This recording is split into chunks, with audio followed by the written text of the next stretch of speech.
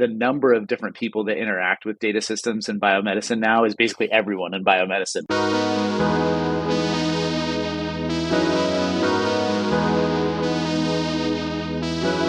You're listening to Cracking the Cancer Code, a podcast series about the researchers who use data to fight cancer. I'm Dr. Carrie Wright, Senior Staff Scientist at the Fred Hutchinson Cancer Center. I'm Head of Content Development for the ITCR Training Network, a collaborative effort funded by the National Cancer Institute of researchers around the United States aimed at supporting cancer informatics and data science training. I'm Candace Savanen. I'm a data scientist at Fred Hutchinson Cancer Center, and I'm the tech lead of ITCR Training Network. We work closely with a variety of dedicated cancer researchers on the forefront of cancer informatics and are shaping the field's future. Last episode, we talked about the challenges and importance of sharing data in cancer research and how important community is in driving those initiatives. We also talked about how data science, good data infrastructure, and data management are essential to help create effective cancer research programs. Cancer research has evolved to demand more and more data, and these data need to be shared, but the way they're shared isn't necessarily straightforward. Not just the amount of data has grown, as we've seen from previous episodes, but the different ways that we interact with data, as well as different types of data, has changed over time. We're still at the very beginning stages of seeing how the data revolution is impacting cancer research, and ultimately how that's going to affect how cancer is treated. To learn more about this, we spoke with Dr. Jeffrey Leek, a data scientist who has witnessed these changes firsthand. I'm Jeff Leek. I'm the Chief Data Officer at the Fred Hutchinson Cancer Center and a professor in the biostatistics program there. What does a Chief Data Officer do at a research institution like Fred Hutch Cancer Center? The Chief Data Officer, which is a service role to the institution, and really the goal is to build an infrastructure so that people can host data in the right places with all the right controls in place, data governance to enable people to get access to the data they need to in a way that complies with all the relevant laws and regulations, and then builds them cool tools and support systems like our training programs that we develop so that everybody can take advantage of the data operation, not just the really technical researchers and staff and students and faculty. And it's a really interesting role for somebody like me who's spent their whole career really being one of the people that benefits from these systems. To be the person that's supposed to be designing it and maintaining it has been an interesting change of scenery and challenge. How has data science and bioinformatics changed in the past 20 years? Yes, I have observed a lot of those trends. I think going all the way in the Wayback Machine to when I really started my career as a beginning graduate student, there wasn't data that you could access easily for almost anything. Unless you were part of like a really big project, you were not getting access to like a big genomic data set. They were extremely expensive to generate. Only a small number of people had access to them. Even the really big genomic data sets now would still fit in a CSV file that you'd store on your laptop, not like the petabytes of data we're dealing with now. So let's take a moment to talk about what a petabyte is. Our average laptop today, a typical nice one, has about 1 terabyte of storage. This is actually an incredibly large amount of data if we look at the history of computers. But 1 petabyte is over 1,000 terabytes. So we're talking about a lot of computers worth of storage. And so data was hard to get, and it was sort of a precious resource in that way. And it was sort of a challenge to interact with it in any way other than through a system that had already been set up to share that data. Then there was sort of a series of things that changed over time. And I think one of them was that data became cheaper and cheaper to produce. So there was just more of it around, which changed culturally how things worked. Like people who were in labs who before the data was like a Western blot, now is like they have a bunch of sequencing data, like it changes the way that whole lab works. And I think a lot of different areas have had that happen where in the span of my career, there has been people that have gone from like no data to like massive amounts of data in their lab. And, you know, that's a pretty abrupt change as science goes. What does this data revolution mean for the people who build data analysis tools? It has real implications for ITCR type developers or other people that develop software because their user base is much broader, which is great for them, of course. But it also means they might be less well-trained in using software, less well-trained in analyzing data. And so thinking about how do you support a broader, more democratic access to data analysis and data management is a total culture shift from how it felt like when I started my career. So so it feels like there's been this consistent trend towards things being different. And I'll just say, it's felt like an exponential curve. Like it felt like at the beginning there were rumblings of this kind of stuff. And now it's like, feels like it's accelerating. And with the AI stuff, even more so, it's sort of really accelerating to a point where it's tough to keep up with all the culture change that's happening. I think it's making a lot of people like really nervous about how the world works. How has this data revolution changed biomedical research? The number of different people that interact with data systems in biomedicine now is basically everyone in biomedicine, whether you're like a person who's interacting with Epic and the charts that it produces, or you're a person that's doing an analysis of a big set of genomic data, and everything in between. Basically, everyone is doing data science work now. And so because of that, you get this huge variation, and some people totally know what they're doing in their context, but they don't quite know all the legal regulations. So how do you support that person? Some people know, all of the compliance and legal stuff, but really don't know how the technical systems work. So a big challenge, and I think one of the interesting things about the group we're building here, is trying to find translator people who can sit at the boundary between really different disciplines and really different kinds of people who are coming to work to do their job, and they really care about doing their job.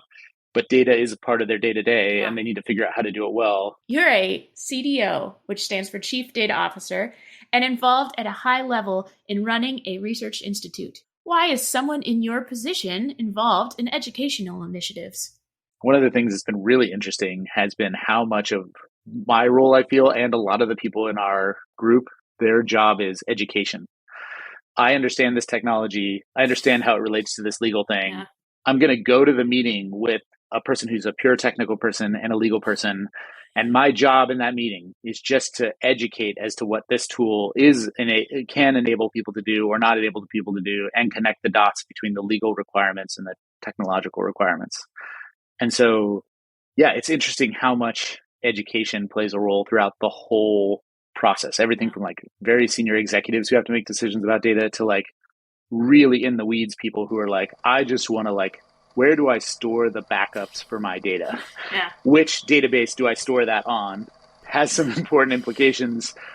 And all of that requires education. So I think that's part of the reason why I've spent so much of my career thinking about education is I really feel like when you're in the midst of multiple revolutions, the only way to keep up is like very rapid form educational triage. So it's way more complicated than just building a database and handing it off to people.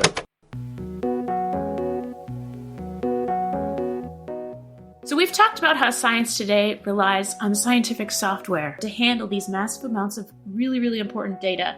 With so much data, a lot more people with a lot less formal training in computer science and writing code are trying to use software. That can lead to a lot of headaches, a lot of looking at things online, trying to figure out what's the proper way to do this for folks who don't really necessarily have the fundamentals in computing or all these other kinds of skills that informaticists need. Yeah, it's really a self-taught field in a lot of ways, and that leads to a lot of what I like to call Swiss cheese education. So people end up with some holes that they don't even necessarily know about in terms of what they need to know. Another piece of that also involves skills related to developing software. A lot of scientists need to create a tool to help them do their research, and then this involves them creating some software. But they're usually quite new at creating software, and they don't necessarily have training on how to create user-friendly, accessible software for others to use. Because they talk about that PhDs, which is a research-centered degree, is generally looking into a topic that's very niche, very on the forefront of a field, which means that you're probably going to look at data questions that are very unique. No one else has probably looked at that. That's super exciting, but also super tricky because now you're going to probably have to create software in order to address those data questions that you have that nobody else has asked. And often when scientists create this type of software, it often is really useful for other scientists trying to do similar research. And so funding for software is really important. It takes a lot of time to create software, to maintain the software, to advertise and let other researchers know about it, and to help make it more user-friendly over time as users use the software and find issues with it. Software development takes a lot of time. Sometimes it takes computing resources otherwise and training and other funds, but a lot of what it takes is people's time. And not only when they create it in the beginning, but to maintain it over time and to make it iteratively better. In the US then, the National Cancer Institute, which is part of the National Institutes of Health, NIH, has created a special initiative called ITCR, which stands for Informatics Technology for Cancer Research, to support bioinformatics work for cancer research. How the ITCR works is that people who are interested in doing informatics-based cancer research or want to create a new software tool will apply for funding from the ITCR, and if they write a proposal that meets the needs of what the community is looking for at that time, the ITCR program will give them some money to work on their research and their software. We were very fortunate to speak with one of the program officers of the NCI for our show. Dr. Juli Klemm is responsible for running the ITCR program. So what does ITCR do? So the primary goal of ITCR, which stands for Informatics Technology for Cancer Research Program, is to support the development of informatics tools and software for cancer research. And the way we accomplish this goal is by supporting methods and software that are closely tied to the data generation and research activities they support. Because really, if you look at the evolution of software for biomedical research and specifically for cancer research, you see that the advances in the software have really paralleled the advances in the measurement technologies and the research directions. So we feel that creating scientific software, again, specifically software for cancer research that's truly meeting the needs of cutting edge science needs to really be embedded in where that cutting edge science is happening. And so we are really committed to tying the tool development to these driving needs in cancer research. Why does the NCI find it's important to support bioinformatics work like software development? Yeah, informatics experts and data science experts, there's increasing demand for this expertise in cancer research. And the approach for getting recognition for that work is a little different from hypothesis-driven research. How do we ensure that there's an appropriate professional path for individuals who are pursuing a career in scientific software?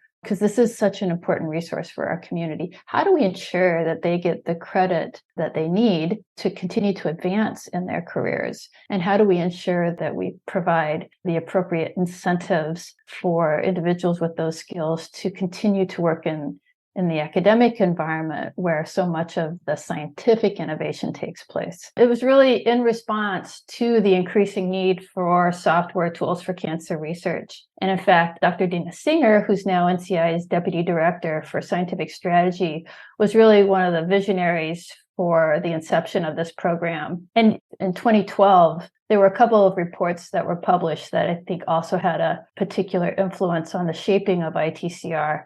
And there were some common recommendations in these two reports that both recommended or saw the need for enhanced support for community-driven software development, the need for a strategy to support scientific software through the development lifecycle, as well as, and this is what we talked about before, peer review panels with end users and domain expertise that had the appropriate knowledge to review proposals and evaluate them for whether they were meeting an important cancer research need.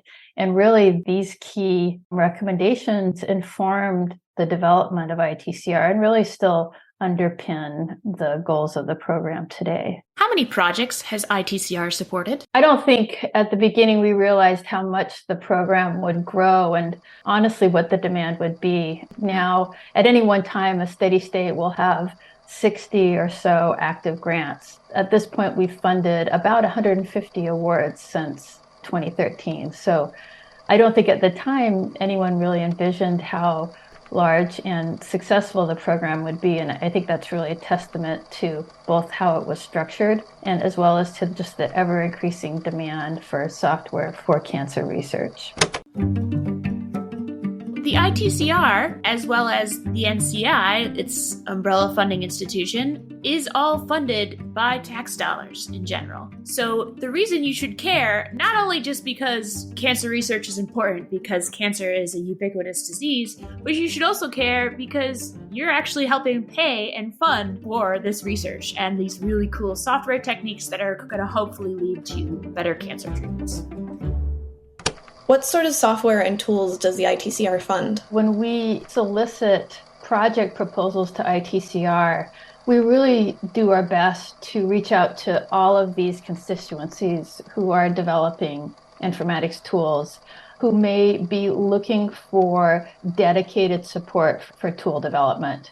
And so, as such, we get a huge diversity in the types of cancer research projects that are being proposed for informatics support through these projects. If you look at the portfolio today, you'll see where we have, for example, we have a lot of tools we've supported in the area of genomics and transcriptomics. We have a very strong portfolio in radiology imaging, pathology imaging, analysis tools. I think where we'd love to see more applications and fund more is probably in the area of epidemiology and population sciences. I think that's where we have a lot of opportunities to provide more support. So through ITCR, the National Cancer Institute has focused on supporting the development of many really valuable tools for the cancer research community and beyond. Some really popular examples are tools like Galaxy or Bioconductor. If you've dabbled a little bit in cancer research, you might have heard these names before. Galaxy is a cloud computing service online that doesn't necessarily require programming knowledge, because we said about how tricky it is to learn programming if you don't have that background.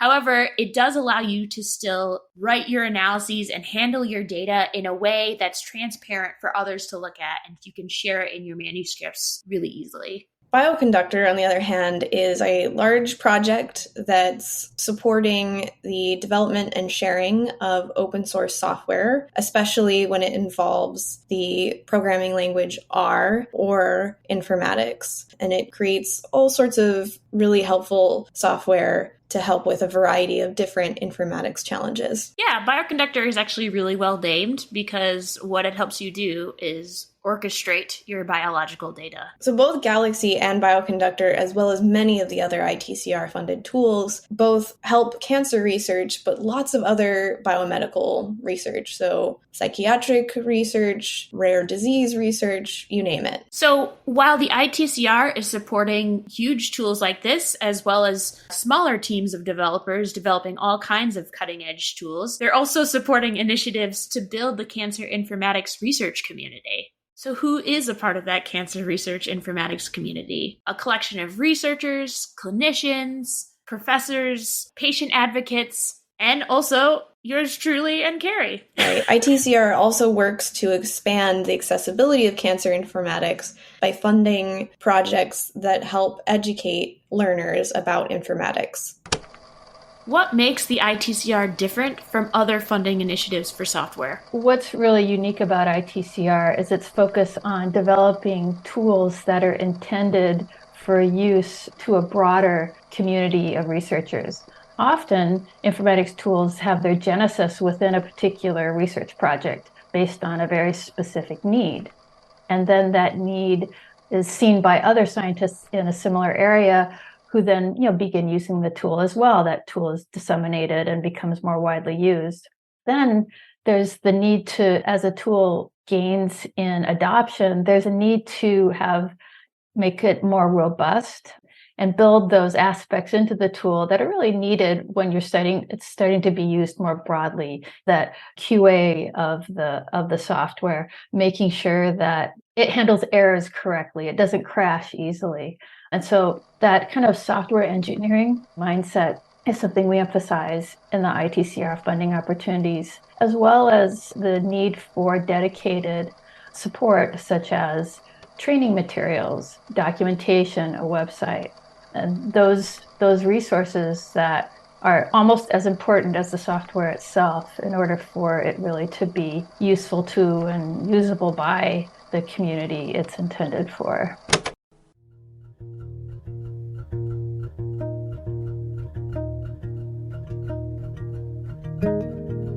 I looked at a Twitter thread once, and there was a long thing about what is a class that you never took, but now the contents of that class are a core part of your job. And one of the top ones that I noticed people responding with were programming. So many people, researchers in particular, have to learn how to program because these technologies are rapidly changing. And maybe by the time that they were in school, the technologies that they're using and the data types that they're using didn't exist, but now it does. And they need to learn how to program quickly so they can get to the next stages of their research. And we're not even talking about someone who went to college 30 years ago. We're talking about someone who went to college 10 years ago. The field is rapidly changing. I went to college, I'm going to date myself, in 2009, which is not that long ago. And I, too, had to learn how to self-program because there were no data science programs at my undergraduate institution, and not really anything like that. And my story is not that uncommon for people of all ages. Yeah, my career journey has also involved a lot of self-training. I was lucky enough to come to realize that I wanted to do informatics research